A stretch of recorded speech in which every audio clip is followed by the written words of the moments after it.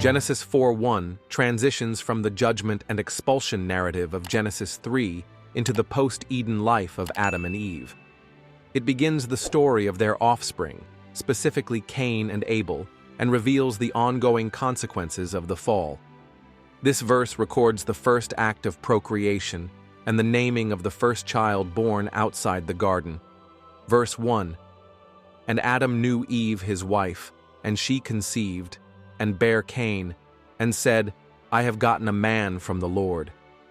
Key phrases: "And Adam knew Eve his wife, and she conceived, and bare Cain, and said, I have gotten a man from the Lord."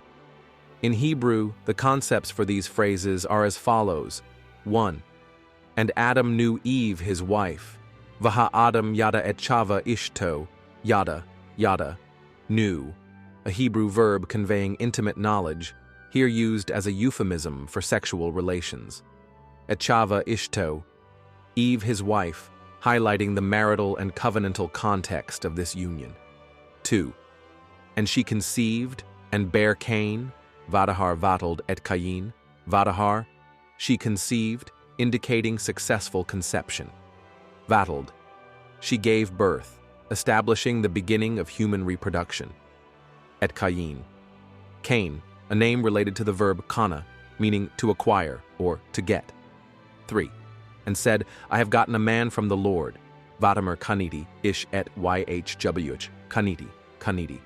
I have acquired, gotten, echoing the root of Cain's name, ish, aish. A man, signifying more than just a child, possibly a deliverer or hope-bearer, et ye buck, with the help of the Lord, or possibly from the Lord, indicating divine involvement. And Adam knew Eve his wife.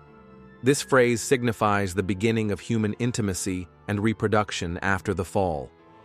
The use of yada, to know, emphasizes a deep personal relationship that reflects the unity established in Genesis 2:24.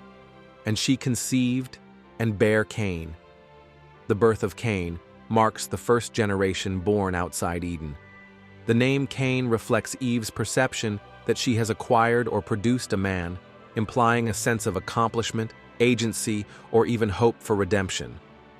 I have gotten a man from the Lord. Eve attributes the birth of Cain to divine aid. Some interpreters see this as a hopeful expectation, possibly thinking Cain might be the promised seed from Genesis 3:15. The phrase shows Eve's continued recognition of God's role even outside paradise. Genesis 4:1 reflects both continuity and change. Life continues after the fall, but now within a broken world. Eve's declaration suggests that even in judgment, God's presence and power are acknowledged in the unfolding of human history.